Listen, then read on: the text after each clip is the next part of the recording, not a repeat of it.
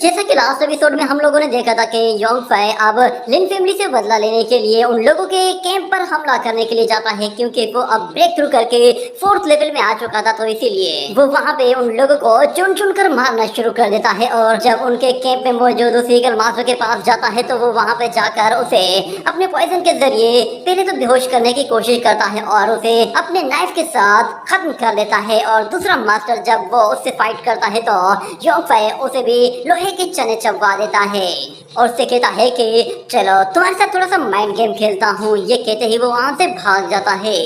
पर अगले सीन में हमें दिखाया जाता है कि वो लोग अभी भी उसका पीछा कर रहे होते हैं और योंग फाई पर अचानक से जाकर हमला कर देते हैं। मगर योंग फाई उस मरतबा भी वहाँ से बचने में कामयाब हो जाता है और वहाँ पे मौजूद दूसरा एक पावरफुल वॉरियर उस पर एक विंड ब्लेड थ्रो करता है, मगर उसका भी कोई फायदा नहीं होता। योंग फाई की स्पीड के आगे वो लोग उसका कुछ भी नहीं बिगाड़ पा रहे थे। वो उन लोगों को अपनी तरफ आता हुआ देखकर अपनी सूंड निकालता है और एक एक अटैक करते हुए अपने सामने आने वाले एक वॉरियर को निपटाता जा रहा होता है। उसकी रफ्तार बिजली की रफ्तार की तरह हो चुकी थी और वो उस पावरफुल वॉरियर को मारने के लिए फिर अपनी लाइटनिंग स्वॉर्ड को यूज करते हुए उससे ऐसा स्प्लैश अटैक रिलीज करता है कि जिससे वो उस पावरफुल वॉरियर को भी एक अटैक में चारों शाने चित कर देता है और वापस से नीचे आकर कहता है कि चलो अब कौन आएगा। योंग फाई की पावर देखने के बाद फिर किसी में हिम्मत नहीं होती कि वो खुद मरने के लिए उसके करीब जाए। पर इतने में अचानक एक और पावरफुल वॉरियर की एंट्री होती है जो कि अपने एक वुल्फ बीस्ट के साथ आता है और आते हुए योंग फाई के बारे में कहता है कि तुम्हारे ऊपर लिन फैमिली ने जो कीमत लगाई है वो बिल्कुल सही है। तुम वाकई में इस लायक हो के तुम्हें मारने के लिए थोड़ी सी एफर्ट करनी पड़े। योंग फाई देखता है कि वो दोबारा से उन वॉरियर से चारों तरफ से घिर चुका है, मगर अचानक से वो एक चाल चलने की कोशिश करता है और कहता है कि लिंग युन ने मेरे ऊपर सिर्फ 1.5 लाख गोल्डन कॉइन्स की बोली लगाई है। ये तो सच में शर्म की बात है।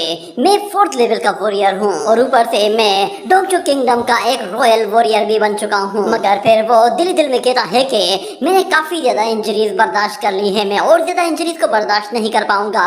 मुझे थोड़ा सा टाइम चाहिए ताकि मैं खुद को रिकवर कर सकूं और उसके लिए मुझे कुछ हीलिंग पोशंस बनाने पड़ेंगे। ये कहने के बाद वो उन सारे ही वॉरियर से कहता है कि अगर तुम लोग मुझे फ्री सिटी तक बिल्कुल सही सलामत पहुंचा देते हो तो मैं तुम लोगों से वादा करता हूं कि जो प्राइस तुम लोगों को जो ले दी है मैं उससे 5 टाइम्स ज्यादा दूंगा। ये बात सुनकर सारे ही मास्क वॉरियर बिल्कुल हिल जाते हैं कि ये प्राइस बहुत बड़ी है और इसमें ज्यादा मेहनत भी नहीं करनी पड़ेगी। मगर लिंग युन का एक चमचा कहता है कि ये लड़का बकवास कर रहा है। तो योंग फाई कहता है ये सारे मास्क मैन खत्म होने का नाम ही नहीं ले रहे। अगर मैं इन लोगों से ऐसे ही लड़ता रहा तो ये तो खत्म नहीं होंगे बल्कि मेरी पूरी एनर्जी खत्म हो जाएगी। और उस वुल्फ के ऊपर बैठा हुआ वो वॉरियर कहता है कि हम लोग सिर्फ कैश लेते हैं और ऊपर से तुम भरोसे के लायक नहीं हो, क्योंकि तुमने तो अपने ही पार्टनर्स को मार दिया है। तो तुम्हारा हम भरोसा कैसे करें कि तुम हमें नहीं मारोगे और हमें 5 गुना ज्यादा पैसे दोगे। ये सुनने के बाद वहाँ पे मौजूद लिन फैमिली के वो चमचे एक दूसरे की तरफ देखते हैं और फिर एक लड़का कहता है कि तुम डीमन के साथ मिले हुए हो, इसीलिए तुम मरना डिजर्व करते हो। चाहे तुम्हें मारने के लिए हमें पैसे मिले या न मिले, मगर हम तुम्हें हर हाल में मारेंगे। तो दूसरी वॉरियर भी कहती है कि हाँ, हमें सीनियर क्यान लोंग का बदला लेना है। हम लोग यहाँ पर सिर्फ और सिर्फ जस्टिस की खातिर आए हैं। ये कहने के साथ वो लड़की एक जोरदार स्प्लैश अटैक करके योंग फाई को मारने वाली थी, मगर योंग फाई वहाँ से भी बच जाता है। और वो लोग देखते हैं कि योंग फाई दूर जा रहा है तो वो लोग एक दूसरे को भी कहते हैं चलो इसका पीछा करो, ये भागने ना पाए।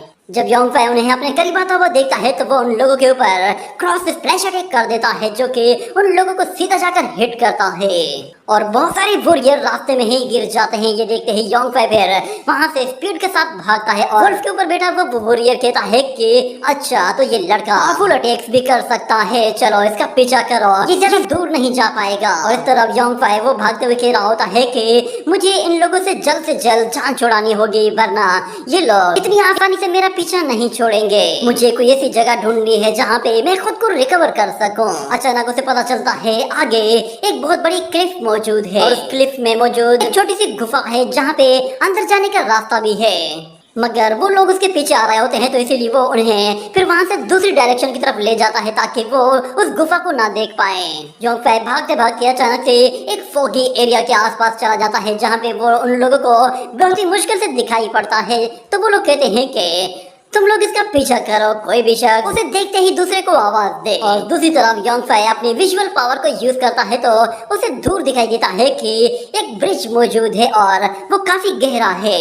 यहीं पे ही उसे एक आइडिया आ जाता है और वो उस ब्रिज की तरफ स्पीड से भागना शुरू कर देता है और एक जोरदार क्रॉस स्प्लैश अटैक करके अपने आसपास मौजूद लोगों को वापस पीछे खदेड़ देता है ताकि उसे ज्यादा टाइम मिल सके।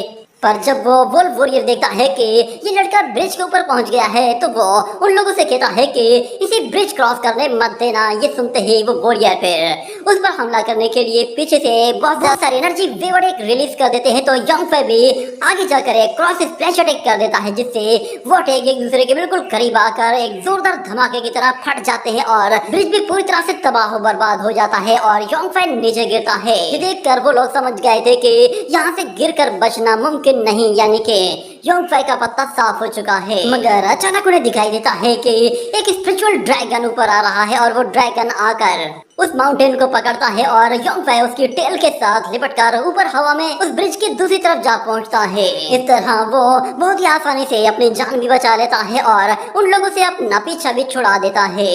मगर क्योंकि वो काफी ज्यादा इंजर्ड हो चुका था तो इसीलिए अब उसमें ज्यादा एनर्जी नहीं बची थी कि वो उन लोगों से मुकाबला कर सके। वो वहाँ से भागकर अच्छी जगह ढूंढने की तलाश करता है और दूसरी तरफ वो वॉरियर कहते हैं कि बॉस अब हम क्या करें, ये लड़का तो भाग गया। मगर उनका वो सीनियर कहता है कि कोई मसला नहीं, अगर इसे हमने नहीं मारा तो फिर क्या हो गया, इसे कोई ना कोई और जरूर मारेगा क्योंकि फ्री सिटी के सारे ही वॉरियर इस जंगल पे फैले हुए हैं और हर कोई शख्स इसे मारना चाहता है। अगर हमने नहीं मारा तो कोई और मार देगा, चलो हम लोग नॉर्थ साइड की तरफ से जाते हैं। ये कहने के साथ वो लोग एक सिग्नल भी रिलीज कर देते हैं जो कि ऊपर मौजूद लिन फैमिली के एक मास्टर को दिखाई देता है। और दूसरी तरफ हम देखते हैं योंगफाई जो कि काफी जख्मी हालत में होता है वो अपने आप को हील करने के लिए एक जगह आ पहुंचता है और वहां पर वो लिंग युन के बारे में कह रहा होता है कि उसने सच में मेरे कैरेक्टर को बिल्कुल चेंज कर दिया है। उसने न सिर्फ मुझे मारने की कोशिश की है बल्कि पूरे फ्री सिटी को मेरे खिलाफ कर दिया है। मैं अब किस से अपनी जान बचाऊंगा। मेरे ख्याल से अब मुझे खुद को डिफेंड करना भी बहुत मुश्किल लग रहा है, पर उम्मीद है कि मिंग लियार वो मेरी बात पे भरोसा जरूर करेगी। इतना कहते ही वो अपने प्रेशर पॉइंट्स पर अटैक करते हुए अपने आप को हील करने की कोशिश करता है मगर उससे कोई फायदा नहीं होता। जिस पर योंगफाई कहता है मुझे कोई और रास्ता ढूंढना होगा। इतना कहने की देर थी कि अचानक एक सोर्ड उसके बिल्कुल पास से होकर गुजरती है जिससे योंगफाई बिल्कुल बाल बाल बचता है और वो सोर्ड वापस से पीछे चली जाती है। योंगफाई देखता है कि वहाँ पर अब मिंग लियार भी आ चुकी है जो कि उसकी जान की दुश्मन बनी हुई है। तो योंगफाई उसे देखकर कहता है लगता है कि शायद अब तुम बिल्कुल भी होल्ड बैक नहीं करना चाहती। तो फिर मिंग लियार कहती है कि मैं तो चाहती हूँ कि तुम्हारी उस लिंग युन से जान छूट जाए, पर लगता है कि शायद तुमने लिंग युन को भी अच्छा सबक सिखाया हुआ है। उन लोगों की रेपुटेशन वैसे भी मिट्टी में मिल चुकी है, अब तुम्हारा वक्त है, तुम्हें भी शायद अब इस दुनिया से चले जाना चाहिए। तो फिर योंगफाई कहता है अच्छा तो इसका मतलब ये है कि तुम भी लिंग युन को मारना चाहती थी, क्यों ना हम दोनों एक साथ हाथ मिला लें और लिंग युन को हमेशा के लिए खामोश कर दें। मगर फिर मिंग लियार कहती है कि तुमसे डील करने से अच्छा है कि मैं उसके साथ डील कर दूं। ये कहते ही वो योंगफाई पर एनर्जी अटैक करती है तो योंगफाई उसे रोक लेता है और कहता है कि तुम्हें लिंग युन से नफरत है तो फिर तुम मेरा साथ क्यों नहीं दे रही। हम लोग पहले लिंग युन का पत्ता साफ करेंगे और फिर अपने बीच में जो भी प्रॉब्लम है उसे एक बैटल ग्राउंड में रिजॉल्व करेंगे। उसे मारना थोड़ा सा मुश्किल है क्योंकि उसके पास फैमिली बैकग्राउंड काफी स्ट्रॉन्ग है, पर अगर तुम मेरा साथ दोगी तो उसे मारना ज्यादा आसान हो जाएगा। पर मिंग लियार कहती है कि तुम पहले मरो या फिर वो, मुझे इससे कोई फर्क नहीं पड़ता, मुझे तो वैसे भी दोनों को मारना है। और क्योंकि इस वक्त लिन युन के पास फैमिली सपोर्ट है तो इसलिए मैं फिलहाल उसे मारने से अवॉइड कर रही हूँ। और जहाँ तक बात तुम्हारी है तो फिलहाल तो तुम मेरे लिए सबसे बड़ा खतरा हो। ये देखकर योंगफाई दिल ही दिल में कहता है इस वक्त मैं इंजर्ड हूँ और अगर मैंने इसके साथ फाइट की तो मुझे लगता है मैं यहाँ पे मारा जाऊंगा। और दूसरी तरफ वहाँ पर वो मास्क मैन भी आ पहुँचते हैं और उनके कदमों की आहट मिंग लियार को सुनाई देती है तो वो कहती है कि ये लोग यहाँ पर पहुँच गए हैं, मुझे यहाँ से निकल जाना चाहिए। ये कहने के साथ ही वो फौरन से वहाँ से चली जाती है और योंगफाई देखता है कि वहाँ पर वो मास्क मैन दोबारा से आ गए हैं और उन्होंने योंगफाई को चारों तरफ से घेर लिया है। उसे अब समझ में आता है कि मिंग लियार यहाँ से क्यों भागी थी। मिंग लियार ऊपर खड़े होकर उन लोगों को देखती है कि वो लोग बहुत सारे हैं और काफी जल्दी यहाँ पहुँच गए हैं। कम से कम इन लोगों ने मुझे ज्यादा एफर्ट लगाने से तो बचा लिया है। अब मेरा काम और भी आसान हो गया है। बस एक बार ये लड़का मारा जाए तो फिर मेरे हर्ट को कोई भी डिस्टर्ब नहीं कर सकता, चाहे कुछ भी हो जाए। इस लड़के की वजह से मेरी टेंटाई सेक्ट की इनहेरिटेंस कट ऑफ नहीं होनी चाहिए। और दूसरी तरफ यंग फै उन लोगों को समझाते हुए कहता है कि क्या तुम लोग इतने अंधे हो गए हो कि तुम्हें सही और गलत में फर्क नजर नहीं आ रहा? तुम्हें लगता है कि मैं अपने ही दोस्तों को मारूंगा, मगर वहाँ पे मौजूद वो वॉरियर कहता है कि तुम एक मॉन्स्टर हो और हमें फिर से बेवकूफ बनाने की कोशिश कर रहे हो। मास्टर लिन वो तो एक नोबल फैमिली से हैं, वो भला झूठ बोलकर अपनी फैमिली की रेपुटेशन को खराब क्यों करेंगे?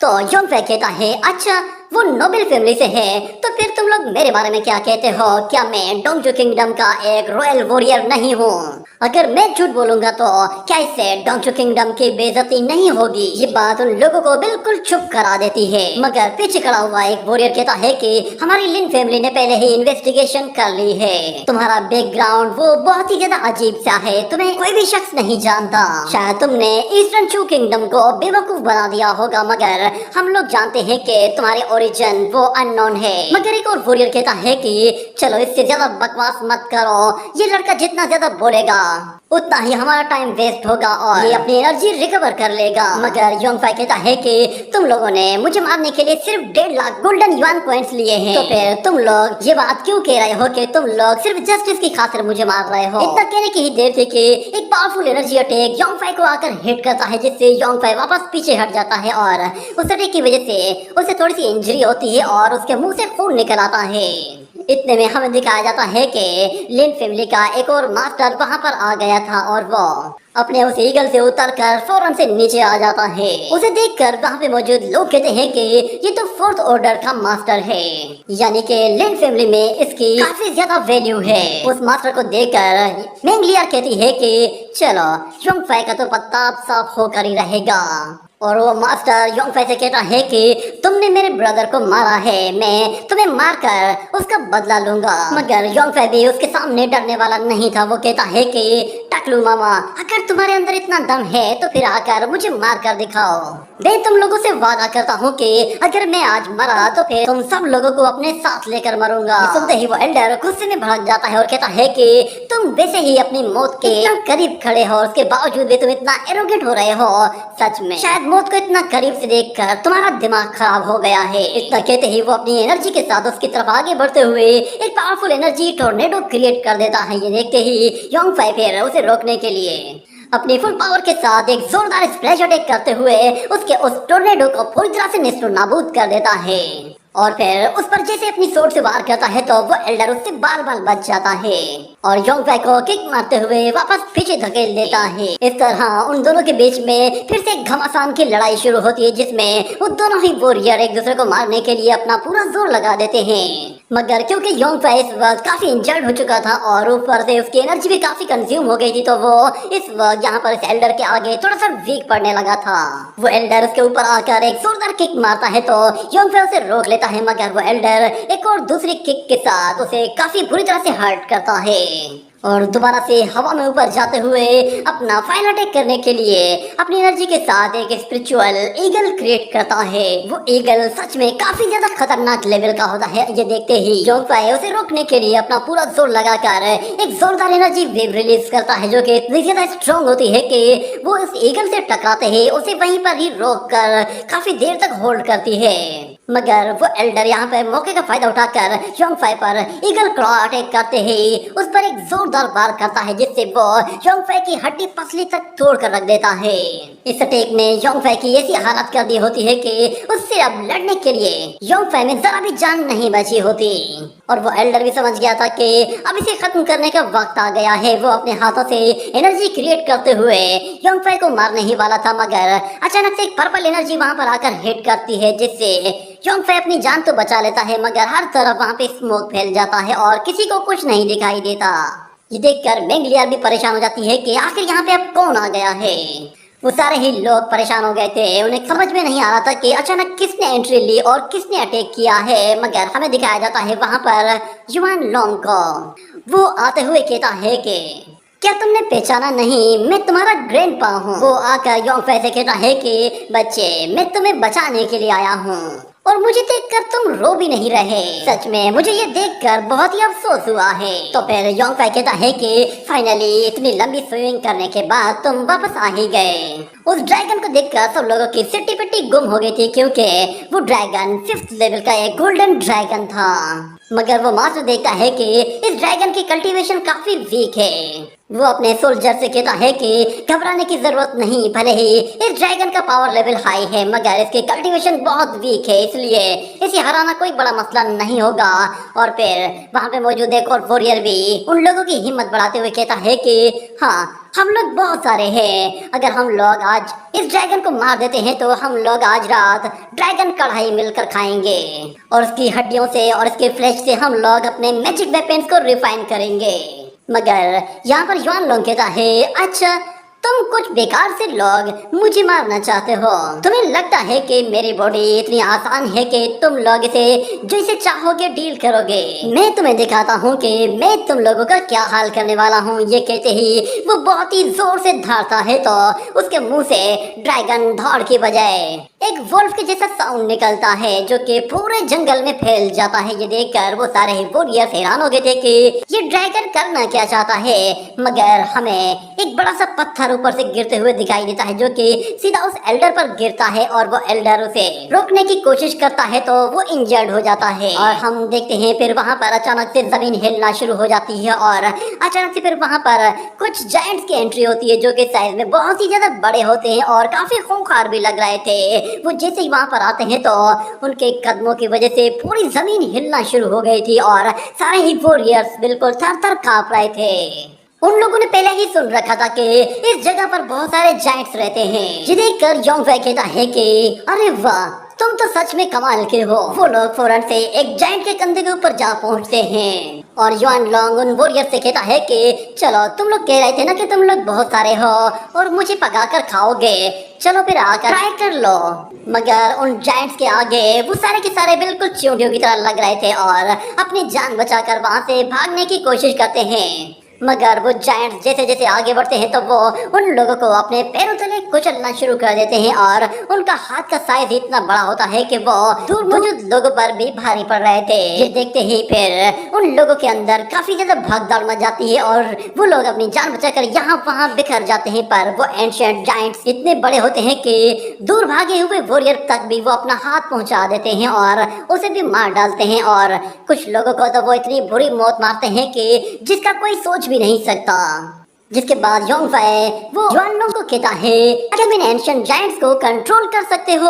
तो युआन लोंग कहता है, हाँ, ये मेरा हैंडसम सा फेस देखकर मेरे ऊपर लट्टू हो गए हैं और इन्हें कंट्रोल करने के लिए तो मैंने वैसे भी कुछ एंशिएंट ब्लड लाइन को भी यूज किया है। इन लोगों को कंट्रोल करना कोई बड़ी बात नहीं थी, ये तो बस मेरे इशारों पर नाच रहे हैं। उन जायंट्स ने तो कुछ ही देर में पूरा का पूरा मैदान ही उखाड़ कर रख दिया होता है और योंगफाई वो इस मदद के लिए युआन लोंग को थैंक्स कहता है और कहता है, अगर तुम सही टाइम पे ना आते तो शायद मैं आज मारा जाता। हमें दिखाया जाता है कि वो लिन फैमिली का एल्डर भी उन जायंट्स के आगे नहीं ठहर पा रहा था। एक जायंट जैसे ही उस एल्डर को मारने की कोशिश करता है तो वो एल्डर अपने सामने एक पावरफुल शील्ड बनाकर उसे रोक लेता है। मगर उसे रोकने में भी उसे काफी ज्यादा दिक्कत का सामना करना पड़ रहा था। ये देखकर वो योंगफाई को फिर धमकी देता है कि बच्चे, तुम मुझे दोबारा कहीं मिलना, वहाँ तो तुम्हारी मौत पक्की होगी। मगर युआन लोंग उस जायंट से कहता है कि बड़े भाई, जरा इसके ऊपर अपना सुंदर सा पैर तो रखना। ये सुनते ही वो जायंट अपना बड़ा सा पैर उठाकर उस डुमेन के ऊपर दे मारता है जिससे वो डुमेन चकनाचूर हो जाता है। वो एल्डर भी बुरी तरह से हर्ट होता है और